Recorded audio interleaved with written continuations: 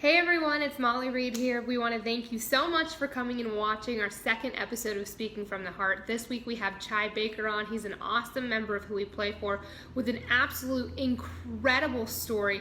We hope you learn a little bit from it and feel inspired at the end. So were you playing at the time when stuff happened? At the time what's happened, I was already in college. Was in Oregon State already. I had just got there.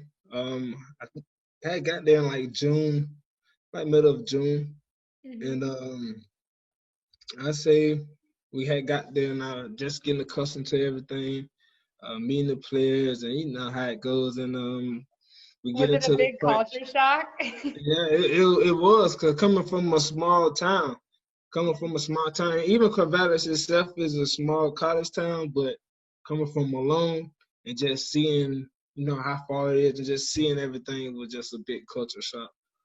And I just say, and I was at college though. I was already at Oregon State on a scholarship. So, and it was a practice. It was a practice one day, and all of a sudden, to tell you the truth, I can't remember the what was going on at the time it happened. But August 14th, man, 2014, it just, it was a big turnaround for me.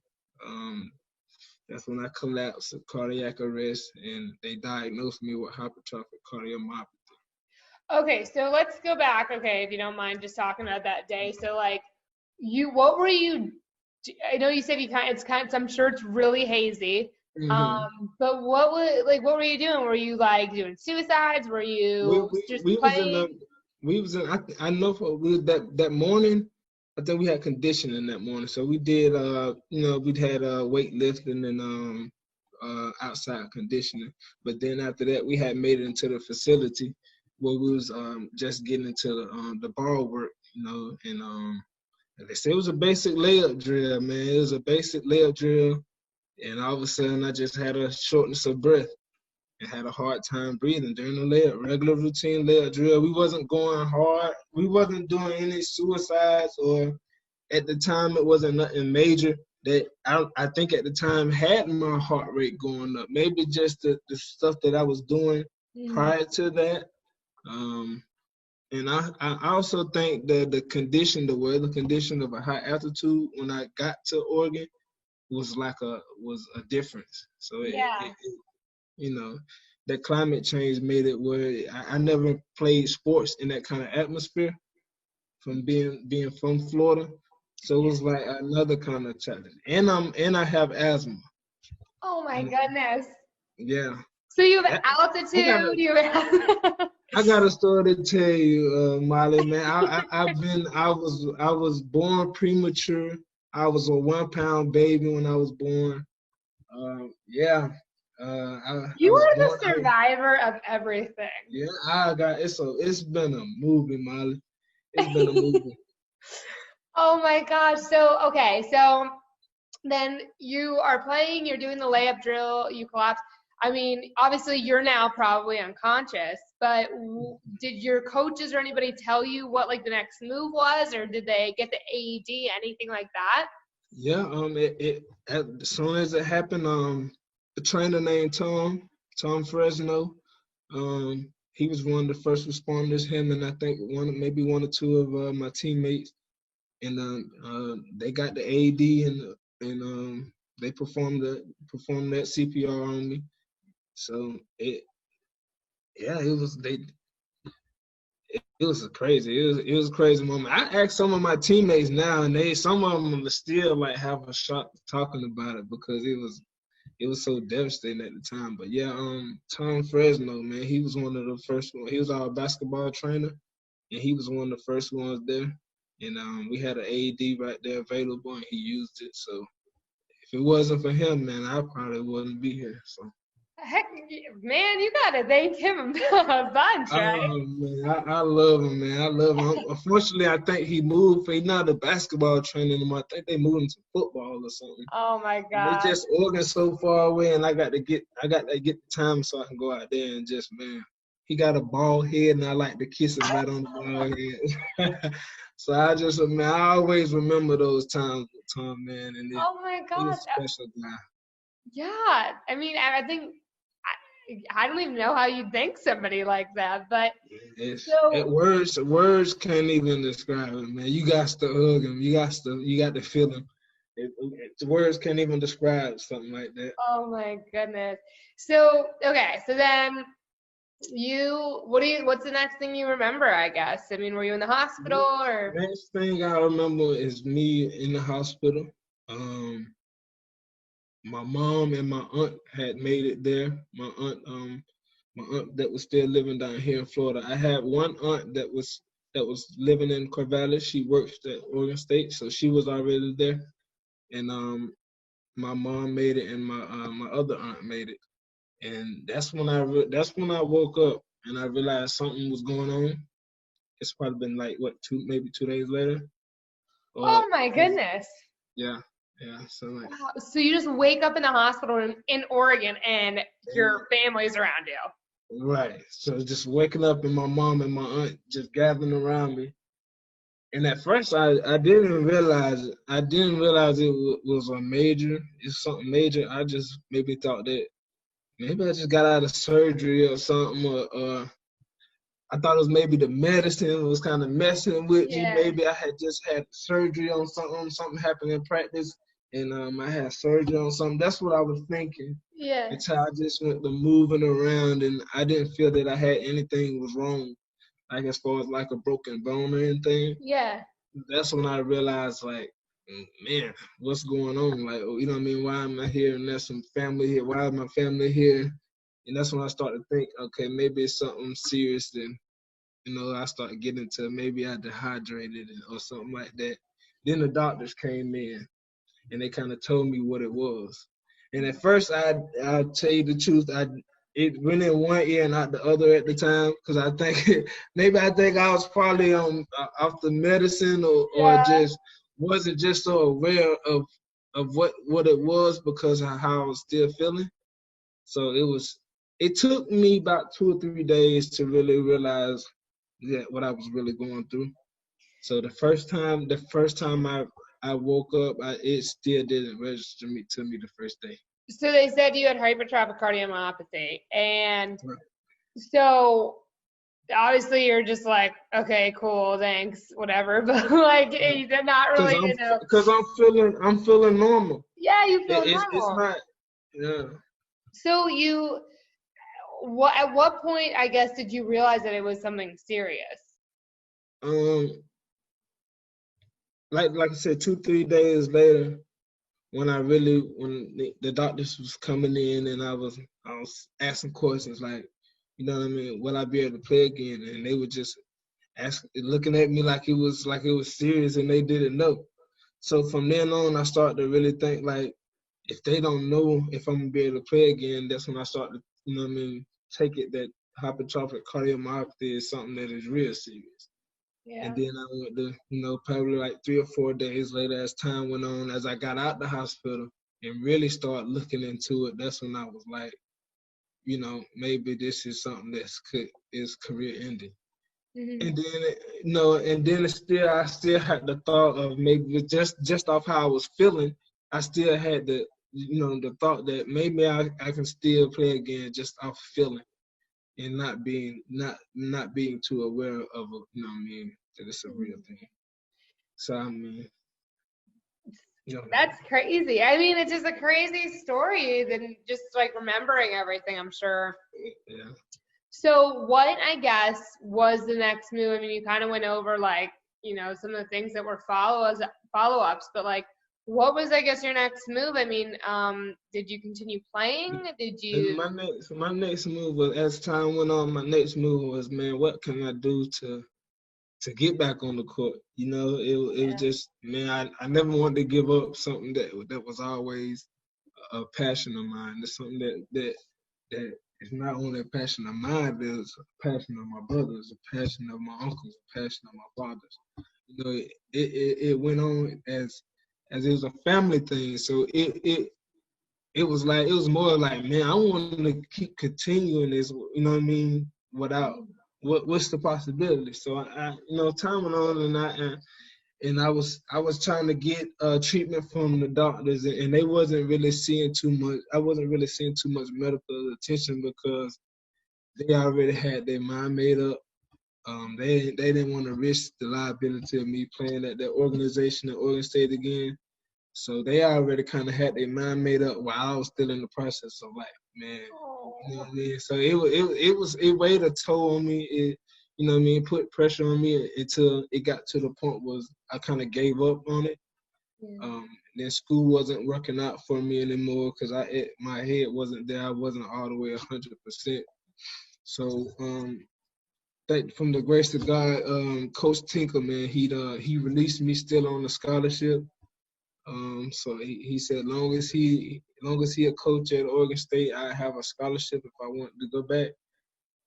And I can probably say, man, maybe the week I left Oregon State and came home, that's when I met Evan. And that's like I could say probably in a week time frame while I had came home, I had met Evan, and it was like when I first came home, I was like, man, what am I gonna do? Because I don't know where I'm going. I don't know where I'm gonna go.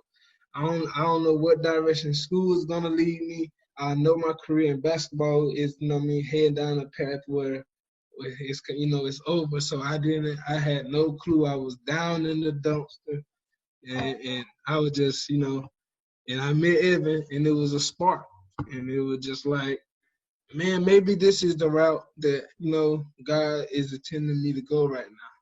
You know what I mean? In a way where I can still be around the game.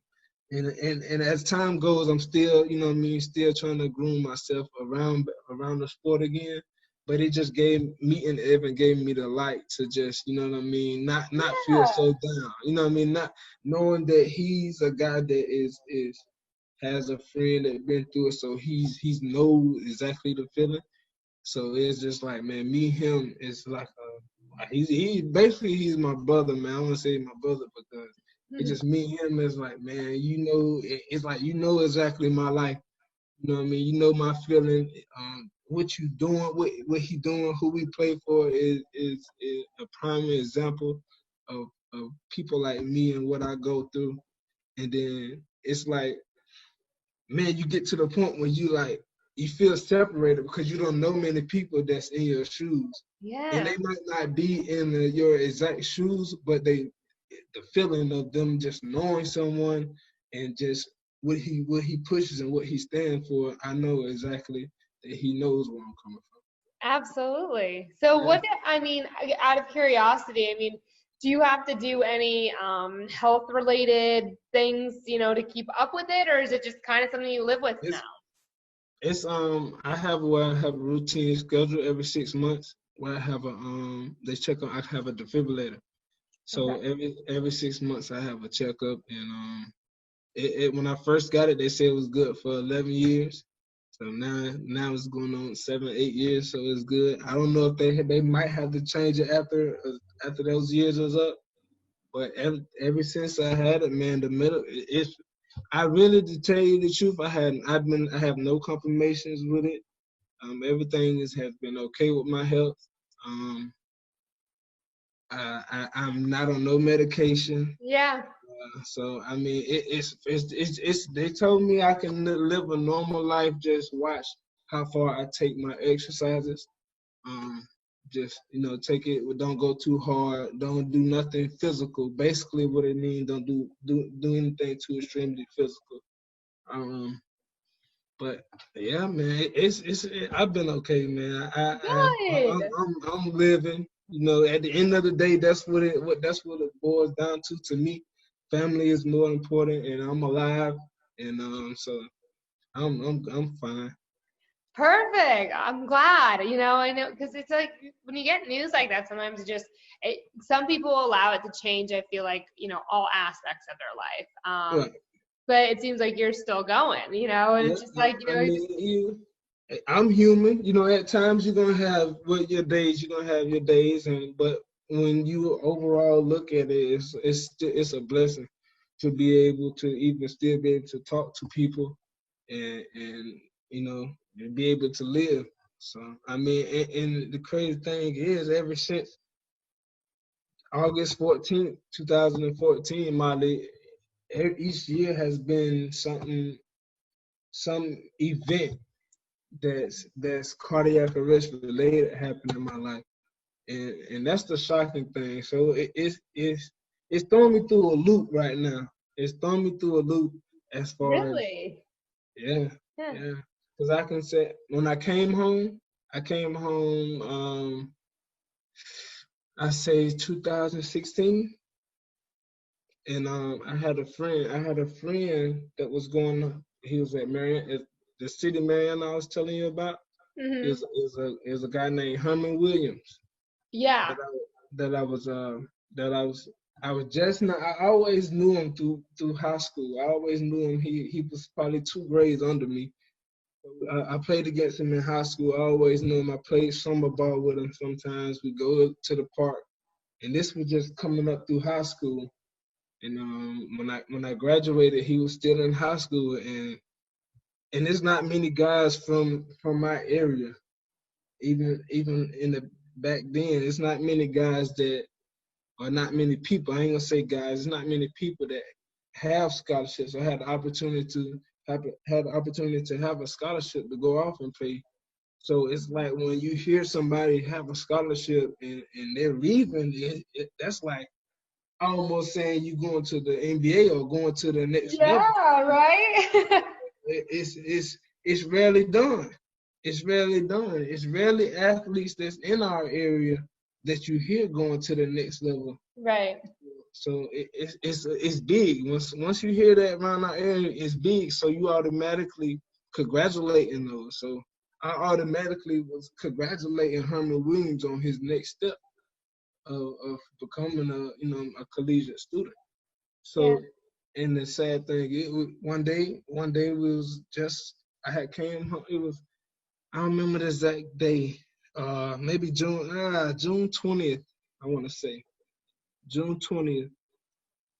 Um, it was a regular day. I went check on my friends, and he normally be around the area. And when I went to go check on him, they all decided they was gonna go to the park play ball. And it was a fire. It's a fire station like a police fire. You know what I mean? Fire station, and they have a outside court. And they had gathered up, probably about 50 people gathered up, and they were just all playing ball one day. And I wasn't playing. I was just normally Molly. I haven't been going to a lot. Ever since then I don't go to a lot of gyms because I just try to Yeah. distance or just try to measure it out how I'm playing it. But one day he collapsed. June 20th. It was a very hot day. He wasn't, from my eyes, he wasn't. I didn't see him doing. He had just got out there. It was his first game. So I didn't see him doing anything like he was out there all day. And then one day he collapsed. And right, luckily we was right at a fire station. Well, I ain't gonna say luckily because unfortunately he's not here, but we was right there by a fire station. So it was, a couple police officers out there, and we tried to they were the first aid that we can get to, and unfortunately Herman Williams didn't make it that day. Oh my gosh. And he's another one that was, and come to find out, I always thought that maybe he didn't, maybe I don't know what happened, but comes to find out he passed away from the same thing that I got, Oh my cardiomyopathy. gosh. So, and that was like, man, how can I go through something and then watch somebody else go through the same thing? Someone that was, that had got close. We hadn't got close because I was, I was gonna work him out. I was gonna talk to him about just getting to the next level. Yeah. And Oh my unfortunately, goodness. you know, it's been a thing with this. Yeah, it seems like, but it Man, seems like, it's, there, God or something is giving you like a reason to keep going and, use it to, help other people. right. you know, and that's why we wanted to share your story and stuff too, because you have an Yeah, man, incredible story. it is, and it is. You know, I'm thankful for y'all for you know, me allowing me to share my story. And Absolutely. unfortunately, there's many guys, there's many people that is unheard, that don't have a voice, that's going through the same thing. And I just want to be a voice for them. Exactly. And that kind of brings up, you know, our last question that, you know, we like to ask people is based off our name, who do you play for? I mean, it's like, you know, what is your why? What is your reason for everything that you're doing? So I guess we want to ask you, I guess, who do you play for? Who do I play for? I play for Herman Williams, man. I play for, you know, I play for myself. I play for guys that I play for Evan. I play for guys that are heartfelt for me. I play for, you know, Rafe. Man, I play for a lot of guys, man. A lot of guys that I can't think of their name off the top of my head, but you know, just a lot of guys who are going through similar things that I'm going through. Maybe if you didn't go through it, then you know someone who's been through it. Um, so that's who I play for. Thanks again for watching. We hope you will come join us next week. We want to start doing some more live conversations over Facebook Live. And we hope you like our page if you aren't already following it. Thanks for tuning in.